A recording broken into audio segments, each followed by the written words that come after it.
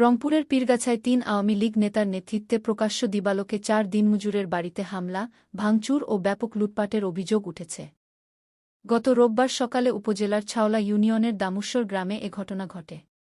ভুক্তভোগী সৈয়দ আলী বাদী হয়ে ৩৪ জনের নাম উল্লেখসহ অজ্ঞাতনামা আরও ৩০-৪০ জনকে আসামি করে থানায় এজাহার দায়ের করেছেন। এজাহারে বলা হয়, জমি জমা বিরোধের জের ধরে ছাওলা ইউনিয়ন আওয়ামী লীগের সদস্য মোক রেজাউল করিম, ইউপি সদস্য মুকুল মিয়া ও ইউপি সদস্য আইজুব হোসেনের নেতৃত্বে ৭০-৮০ জনের সশস্ত্র দল দেশীয় অস্ত্র নিয়ে হামলা চালা। প্রথমে সিরাজুল ইসলামের বাড়িতে ঢুকে ঘর ও আসবাব ভাঙচুর করে প্রায় ৩ লাখ টাকার ক্ষতি করা হয়, সঙ্গে নগদ টাকা ও স্বর্ণালঙ্কার লুট করা হয়। এরপর সৈয়দ আলী, এরশাদ হোসেন ও রুবেল মিয়ার বাড়িতেও তাণ্ডব চালিয়ে নগদ টাকা, স্বর্ণালঙ্কার, পাসপোর্ট, সেলাই মেশিনসহ বিভিন্ন মালামাল এবং ৬টি গরু লুট করে নেওয়া হয়। অভিযুক্তরা ঘটনার সাথে সম্পৃক্ততা অস্বীকার করেছেন।